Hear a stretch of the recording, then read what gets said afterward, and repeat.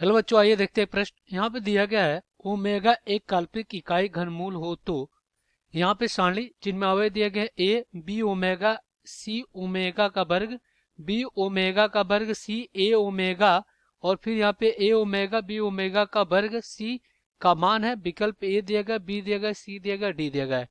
आइए हल करते हैं और देखते हैं कि कौन सा विकल्प सही हो रहा है। तो सबसे पहले मुख्य अवधारणा लिखेंगे। मुख्य अवधारणा, तो ये क्या होगा इस प्रश्न के लिए? तो देखिए, ये जो आपका सारणी है ये कुछ इस रूप में है। मान लीजिए आपके पास अवयव है A B C D E F G H I, ये आपके अवयव हैं। तो इसमें कितने पंक्ति हैं? R1, R2 और ये क्या आपका R3, यानी तीन पंक्ति है। और स्तंभ कितने हैं? एक, दो और ये आपका क्या है? तीन, यानी तीन इसमें क्या है? पंक्ति है, तीन स्तंभ है। ये 3 × 3 की सारणी है। और एक चीज देखिए, हमें पता है 1 प्लस ओमेगा का वर्ग का मान कितना होता है? 0 होता है। और ओमेगा का घन का मान कितना होता है? 1 होता है। और ओमेगा की घात 4 का मान कितना होता है? ये ओमेगा होता है। तो चलिए यहाँ पे दिए गए प्रश्नों को हल कर लेते हैं। तो यहाँ पे अपने पास जो सारणी है उसको हम क्या करते हैं? डेल्टा मान लेते हैं। तो डेल्टा बराबर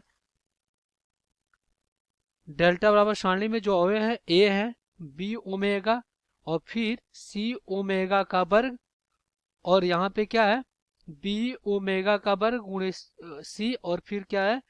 ए ओमेगा, और फिर यहाँ पे क्या है? ए ओमेगा बी ओमेगा का वर्ग, और यहाँ पे क्या आपका सी है। अब हम क्या करेंगे?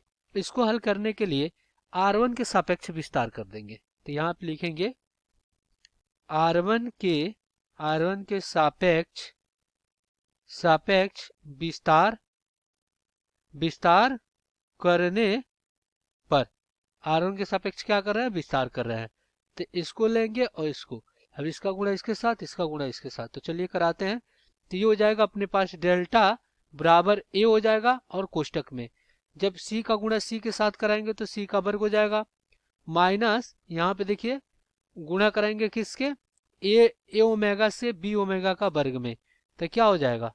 ए ओमेगा से बी ओमेगा का वर्ग में कराएंगे तो ए बी, और यहाँ पे क्या हो जाएगा? ओमेगा का घन, और पुनः माइनस बी ओमेगा का वर्ग, और कोष्टक में ये प्लस लिया तो माइनस लेंगे। अब यहाँ पे पहला पंक्ति और दूसरा स्तंभ लेंगे, तो इसको और इसको लेंगे तो यहाँ से क्या हो जाएगा? यहाँ पे बी ओमेगा से सी में गुणा होगा। तो यहाँ पे क्या हो जाएगा आपका? ये हो जाएगा बी गुणे सी ओमेगा, और फिर माइनस क्या हो जाएगा? बी गुणे सी, और गुणे में क्या हो जाएगा आपका? ओमेगा की घात 4 हो जाएगा। अब हम क्या करेंगे? प्लस चिन्ह लेंगे, ये माइनस लेते प्लस लेंगे।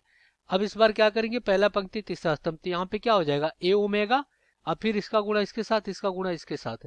तो ए ओमेगा, तो यहाँ पे क्या हो जाएगा? ए ओमेगा, और कोष्टक में क्या हो जाएगा? ये हो जाएगा ए बी ओमेगा का वर्ग माइनस सी का वर्ग, और ओमेगा का क्या हो जाएगा? सी ओमेगा का वर्ग हो जाएगा। अब आप देखिए यहाँ पे क्या हो जाएगा? डेल्टा बराबर, अब देखिए ओमेगा घन का मान 1 होता है, तो ये हो जाएगा ए कोष्टक में सी का वर्ग माइनस ए बी, और फिर माइनस बी ओमेगा का वर्ग, और कोष्टक में देखिए यहाँ पे अगर हम क्या करते हैं? ओमेगा बाहर ले लेते हैं।